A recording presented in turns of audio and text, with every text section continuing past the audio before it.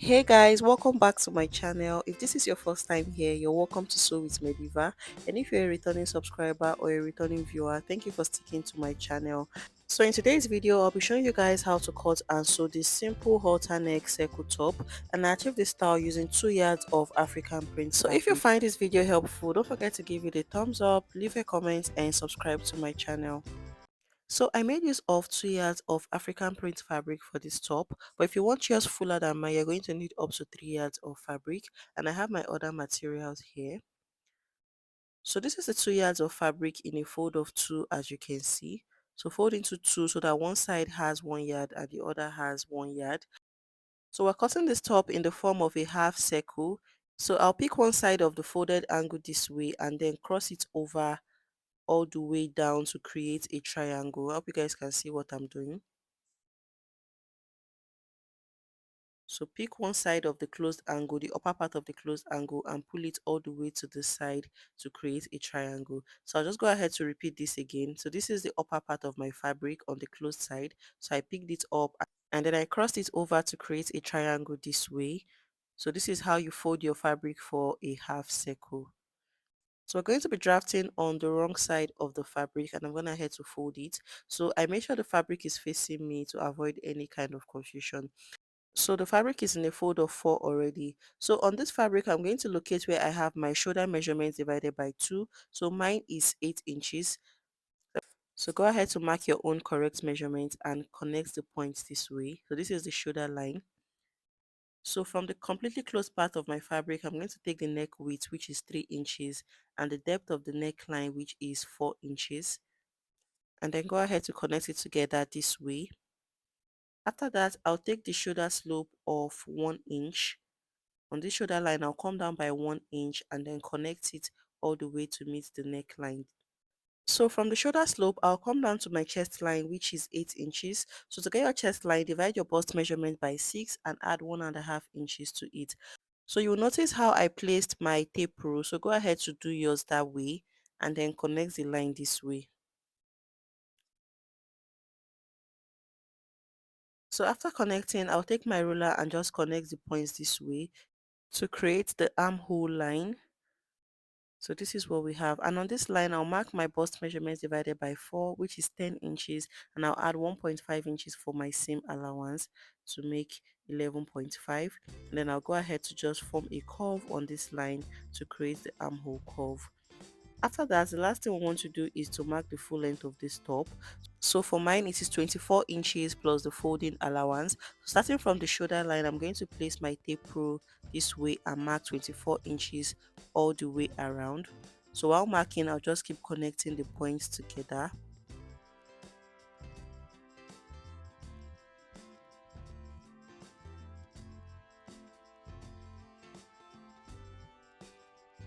So after marking, this is what we have. Let's go ahead to cut out this pattern. So from this chest line, I'm going to connect it from where I marked all the way to the full length of my top and then cut it out.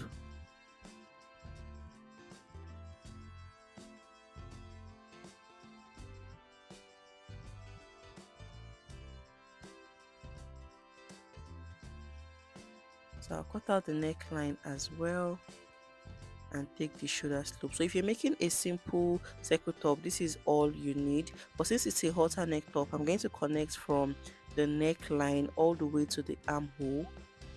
I'll take my ruler and connect it from the neckline all the way to the armhole this way to create the halter neckline effect, and then I would cut out that part. So after cutting out, this is what we have. So I'm going to separate the front from the back panel. I'm going to set the front panel aside, and then for the back I'll fold it into 2 this way. So the back neckline is going to be very low, so I'm going to follow this line I have here, which is the chest line, and just cut it out. Starting from the armhole area, I'll cut it out this way. So this is what we have for the back, and this is what we have for the front. So the next thing we want to do is to insert our straps, and I have this fabric cut out already, so I ironed it in the form of a band. So the wideness of the fabric I cut out is 2 inches. I ironed in half an inch on both sides, and then I folded it into 2 again and ironed it out to make half an inch. I hope you guys understand. And the length of the fabric is 30 inches, although I'm still going to reduce it. So let's go ahead to attach it to our top. So I'll fold the top into 2 and just notch at the center point. So we're going to start from the wrong side of the top. This is the front panel. So I'll take one of my straps and open it up this way, and then the folded edge I'll open it up as well and place it on the neckline. So I'll go ahead to pin it starting from that point where I notched. I'll go ahead to pin it to it this way. So I'll take it to my sewing machine and stitch from that notched point all the way down. So when I'm done doing that, I'll go ahead to notch the seam this way and then turn this over now to the right side. So this is what it looks like on the wrong side, and then I'll flip it over to the right side and close it up. So I'll close it up starting from this edge. I'll go ahead to close it up. So when I get to that notch point, I'll just proceed and close up my strap all the way down. I hope you guys understand. I'll just continue to close up my strap. So when I'm done doing that, I'll show you guys how to fix the other strap. So we're still going to start from the wrong side.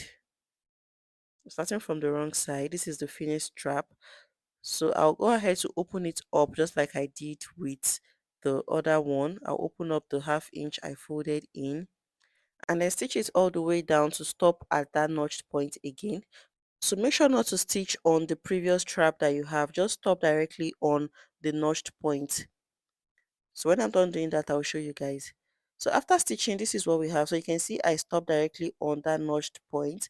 So on the right side, I'm going to go ahead and flip it over and then cross it over on the previous strap this way. Hope you guys can see what I did here. Just go ahead to cross it over now. So after crossing over, I'll go ahead to stitch it down on the right side across the previous strap this way. So from this side, I'll stitch it all the way down and close up the strap. So when I'm done with that, I'll show you guys. So after doing that, this is what it looks like. I also went ahead to secure the straps on this crossover area to just hold it down firm. So you can as well just stop stitch on the straps if you want, but I'll just leave mine this way. So let's go ahead to fix the straps to the back. So this is the back panel now, and I've gone ahead to cut out facing that I'll be used to turn it over. So the first thing I'm going to do is to come in by 5 inches from one side. So this is the point where I'll be having my strap, and on the other side I'll come in by 5 inches again. So before we attach it to the back panel, remember I said that we're going to reduce the length of the strap since we are not using an adjustable one. So I'm going to show you guys how to calculate the length of the strap you'll be needing. So remember that the depth of our neckline is 4 inches. So that means we came down by 4 inches from the shoulder. And then for the back neckline, we came down by 8 inches, which is to the chest line. So I'm going to add that 8 inches to the 4 inches to make 12 inches. And I added 1 extra inch to make 13 inches. So that means I cut out 13 inches from the front neckline. I hope you guys understand. So I'll get the back panel now, and then remember we've already marked our 5 inches point. So I'll place them right sides facing each other this way and then place my straps. Make sure to arrange the straps very well before you do this so that it doesn't come out twisted. And then I'll pin it to that 5 inches mark. I'll arrange the other one this way and place on the 5 inches mark as well. Make sure your strap is not twisted while you are doing this. So after I pin down, I'll take my facing and place it right sides facing the fabric and then go ahead to stitch it all the way down using half an inch. So when I'm done stitching, I'll notch the seam and turn it over to the other side and stitch it down. So after doing that, this is what it looks like on the wrong side, and this is what we have on the right side. So the next thing we want to do is to close up the side of our top. So I'll turn it over to the wrong side this way and then close it up on the side using 1 inch. I left the remaining half an inch for a little bit of ease on the top. So when I'm done, I'll close up the other side using the same 1 inch seam allowance.